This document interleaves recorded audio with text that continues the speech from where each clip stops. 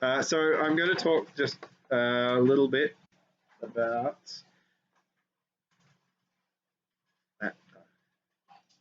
sorry guys, about this new tool called mpremote, which has been around for a while, but it's sort of recently become more usable and very recently pip installable. So the idea with this tool is that it's intended to be a all-in-one tool for remotely interacting and controlling a MicroPython-based board.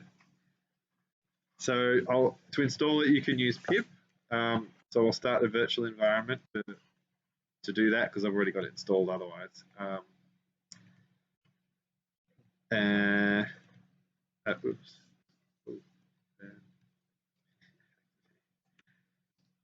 Source. Okay, so we're in our virtual environment, pip install, and then mpremote. Okay, so we have now the tool installed. That was very easy. So mpremote is now inexecutable. It's also a library, mpremote, but we won't really use it that way. And if we run it, well, by default, its action is to search for the first sort of serial device it can find and attach to it. So that here is, it tells you it's a board on this serial port, and it's opened by default a prompt, and you can use control right bracket to exit the prompt if you like. So control right bracket will exit, and if we run mpremote again, it will just reconnect to that board. Usually what I do to make my life a bit easier is alias mp equals mpremote. So I can just type mp instead, which is a bit quicker. But you're obviously free to alias it to whatever you like. I'll just, in the other terminal here, also get the same thing. So I can show you two at the same time. So yeah, it automatically will connect to a board, and then in this other terminal, if I've actually got another board connected, so this one is on ACM1. So I didn't even need to select the port. It automatically searches and finds the next available port. So we have two boards on the camera. Yeah, there's an ESP S2, and then there's an old PyBoard 1.1 here. Yeah, if we see, whoops. Yeah, on the right-hand side is this ESP32S2, and on the left-hand side is a PyBoard 1. So by default, it connects to the thing. But if you try and deliberately connect, say it's got a command connect /dev tty acm naught, it can do that. But if you try and connect to something that's already connected, it won't work. So it has a locking mechanism. Because sometimes if you have 10 boards plugged in and you don't know which is which, and you accidentally log into one that's already logged into, it can mess things up. So I only have two USB ports here, so I can't really show. I can't really show multiple things. But usually, what I have is to set up a big USB hub with all boards plugged in. The USB hub has like switches on it, and you turn on the ones you need, and then you can just MP into all of the ones you need. So the other things, the tools has lots of features. So the main thing it accepts commands like ls. So that will list the files on the board, on the board's file system. So what it does is that when you do mpls, it logs into the board and runs a bit of code which lists the file system and then returns that, prints that out and then returns. So that's I think pretty useful. You can also say cat whatever the contents of boot.py is, and then there's copy, remove, and make directory, and remove directory as well. So there's a whole bunch of commands you can use, and then it's extendable so that you can write your own commands to make things really simple. Actually.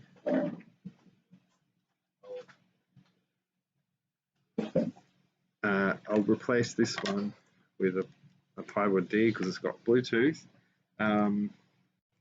So I've written a command which does a gap scan. So I can just do gap scan like this, and it will scan all devices and list them out. So we can just, it scans by default for 1 second. So we can see here, these are the MAC addresses of all the Bluetooth devices around here. And I can scan for say 2 seconds or 2000 milliseconds instead. And I can do active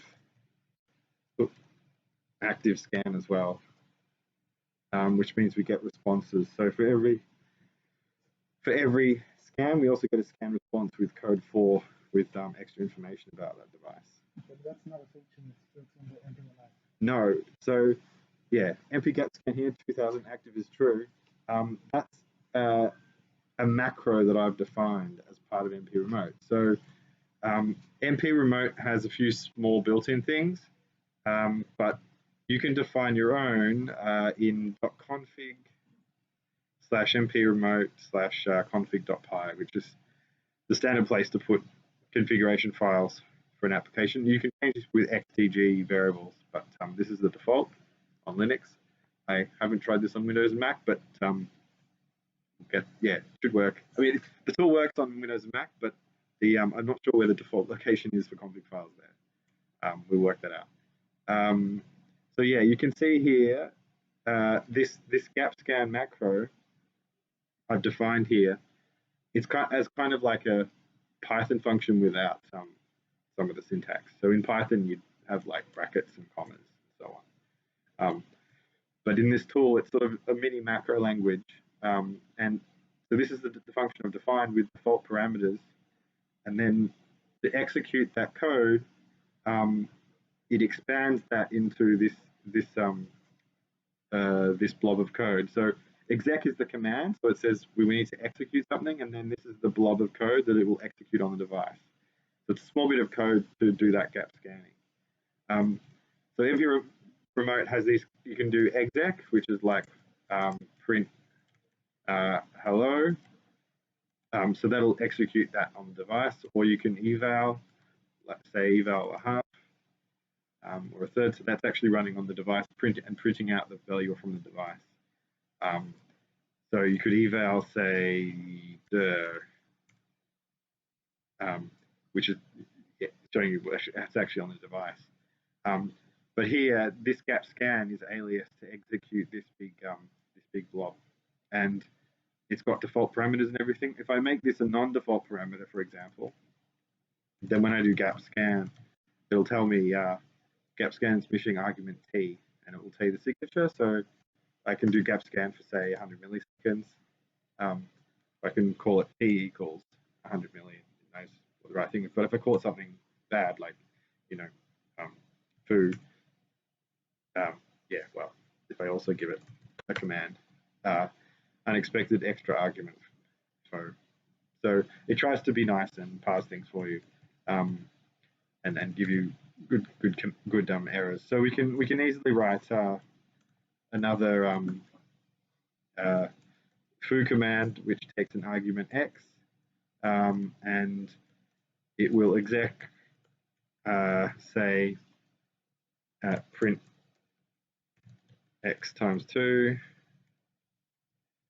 and then if we go mp foo 123, so it printed 246. So this way you can build up a repertoire of useful commands that you use all the time.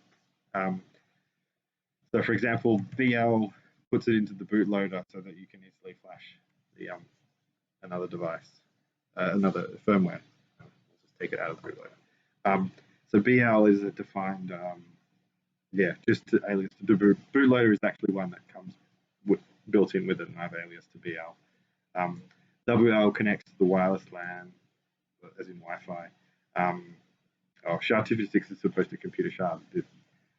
That won't actually work at this time, but that was with an older version of the tool before I was prototyping it.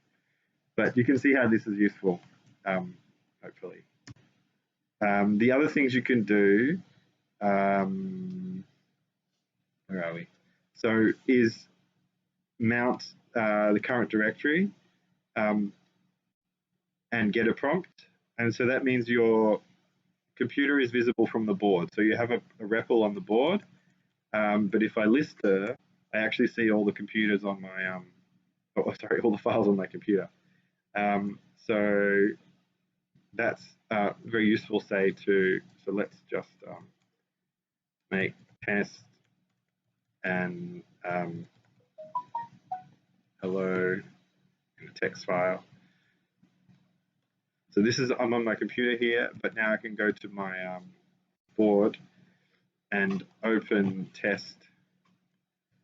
Oops, it was called hello.txt, and read, and that was from the PC side. So that's really useful for, say, for developing. If we temp test, if I'm say I have some code like module. This is module foo. So on my, I can mount this directory and just do import foo, and then I can change it version 2. So if I soft reset here with the Control D, it'll actually remount the file system so that I get the next version.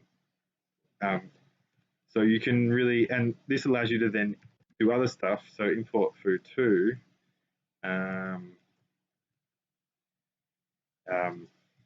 and run a function from there, foo.py. So define bar is turn, say, a list. So I've now got foo, which imports another module on the file system. So if I import foo here, it's executing that print, and then it's executing it's also doing the import and executing the other print, and that's all from files on the PC. So the board itself doesn't have those files on it. So it's a very quick way of developing code because it's all on the PC. I mean, this does have its limitations if you have heaps of code, because there's a little bit of memory overhead for it to mount the PC's file system, but it can be very useful for developing. And so, but the other things you can do, if you don't want to have to keep typing at the prompt, you could do mpremote dot, and then another command it has is run. So it'll run, exec. We'll use exec again. I'll talk about it in a minute. Foo. So this is like programmatically, every time I change this code, I can do, say, for I call this a few times. So instead of being at a prompt, I can just run this as a command.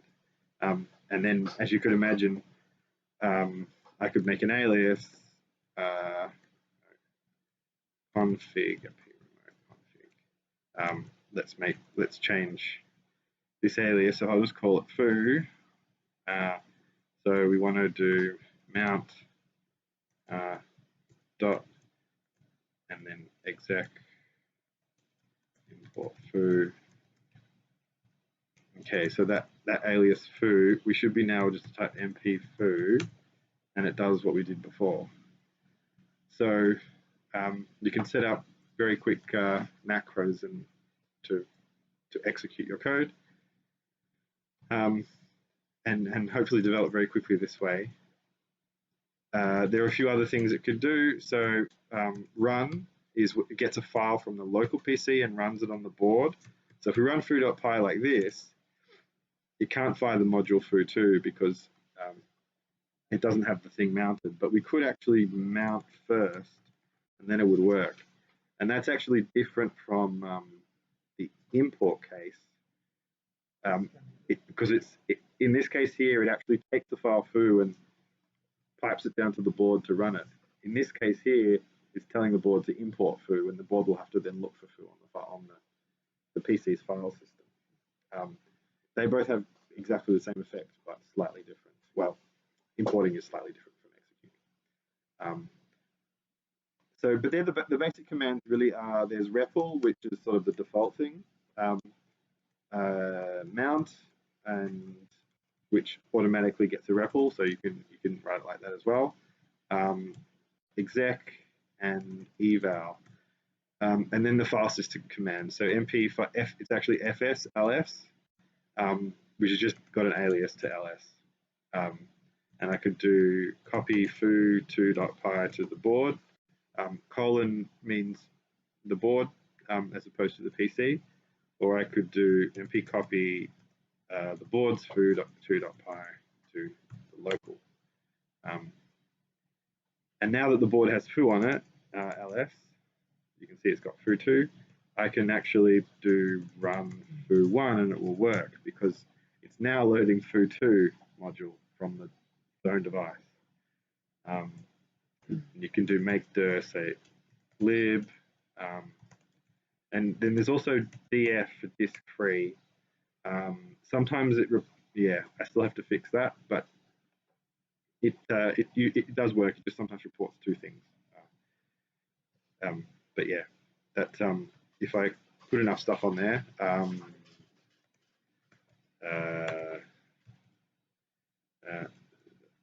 then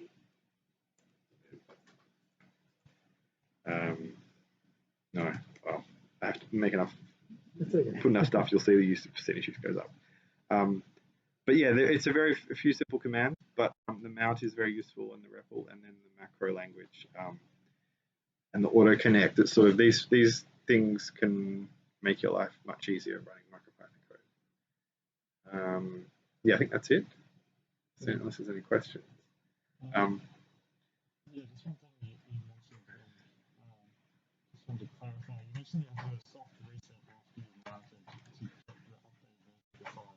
Yes. That seems like a track macro. It seems like a mount at a point in time rather than actually launch the files. It's actually a trap in Python because if you try re-importing the same module, it caches it and it doesn't reload it. Yeah, that's the reason why. It's not the file system being stale. It's that if I do import foo again, nothing happens, right? Unless if I do this del sys, let's just try that. Del system modules. So in Python 3 there's an import lib, which allows you to reload the module. We don't have that in MicroPython, but it could implement that. So let me try if this works now. So I haven't done a soft reset, but I have changed the code to version 3 and to return 43. And now it's actually loading that new one. So the import itself is doing the file system doesn't get stale now. It's just in Python, the easiest way there is to just do a soft reset. I think the point I was trying to make is that when it does a soft reset, it actually detects behind the scenes you've done a soft reset and reloads the file system hook.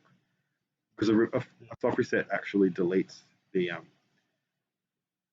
because it clears out all the memory, the file system hook disappears, so it actually puts it back for you. But as I said, the easy way to do it actually is to do something like this. But yeah, you can, for example,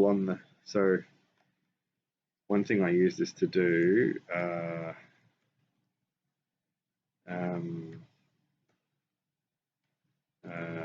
mboot make, so if I build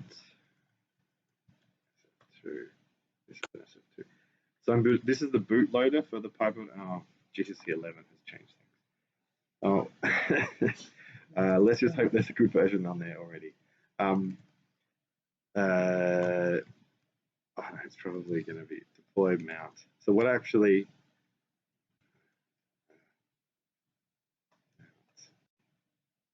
No, it's going to try and build it again. Can I fix it? GCC. No. What I'm trying to show you here is I have a command so this command here can update the bootloader using the tool. So it mounts the current directory, it runs the firmware update code, and then it executes this update mboot command.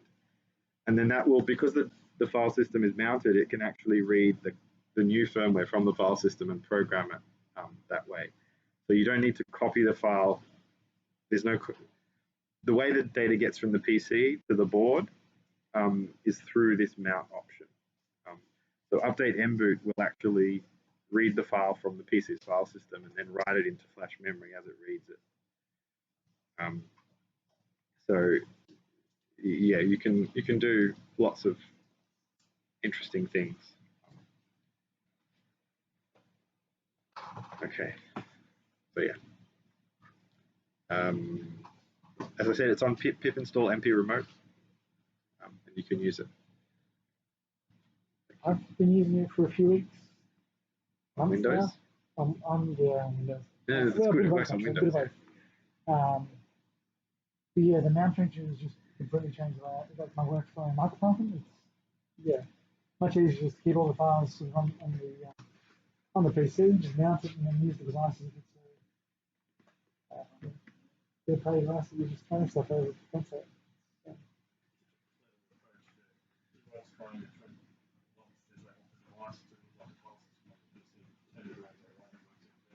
Yeah.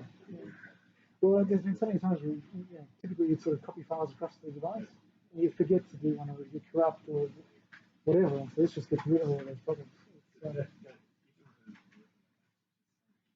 Yeah. And you can, I mean, yeah, I'm not sure if I could show it here, but you can even compile if you're using native modules. You can use that to like do fast turnaround of C compilation on the board. Because if I'm doing, say I've got a native module here, feature 0 is a nice simple example. Pip install pile. Is that right? Yeah, okay.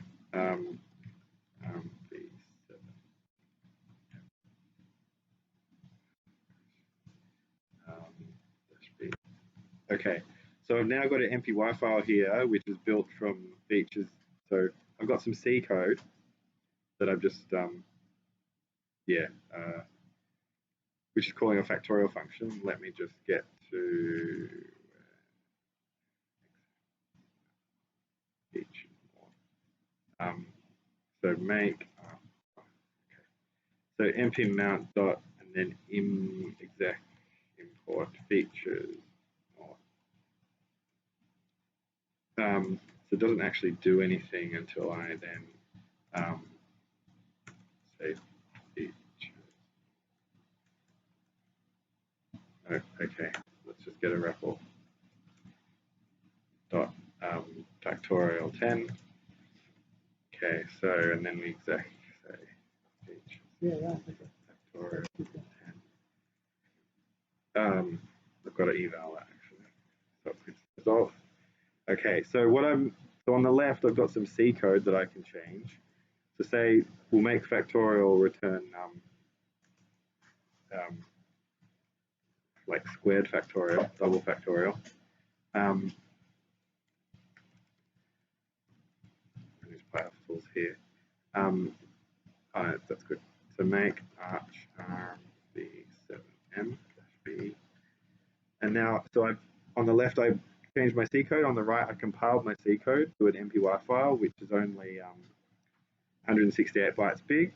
And now I can run that code. Okay, it overflowed a little bit there. But yeah, double factorial is a pretty powerful function. So if I change it back to normal factorial, I get, I didn't build. I don't need to do -b. I get normal factorial, but I can make, run. So this is like a 1 second cycle of changing C code and running it dynamically without flashing anything. So yeah, I think pretty powerful tool.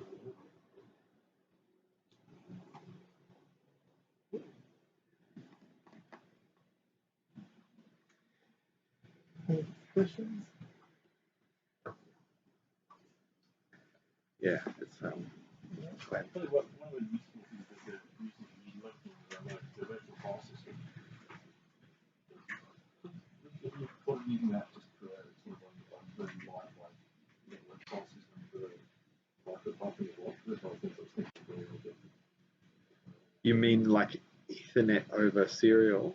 Well, just generally, if it's a more lightweight version of a kind of network file system, mounting it over a network socket rather than using that over network film connection or something like that, rather than getting a nice lightweight network file system. Yeah, it's, I'm not sure I understand the question exactly. Do you mean to run this over Ethernet or? I see. Instead of over serial. I see. Or Wi-Fi or Bluetooth or. Yeah. Yeah. Behind the scenes, it's it's just transferring the data. Yeah. There's on one side it requests the file, and then the other side just sends it across. But this tool, only requires a serial connection. So if you can get a serial like a telnet over Wi-Fi or Ethernet, then it would still work just the same. Ultimately we can get this working over Bluetooth, which would be really cool. There's nothing stopping it. It's just a matter of having a Bluetooth serial connection. I mean, it's called mpremote because the idea is for you to remotely control a device. It's like a remote control, for debugging and purposes. But, anyway.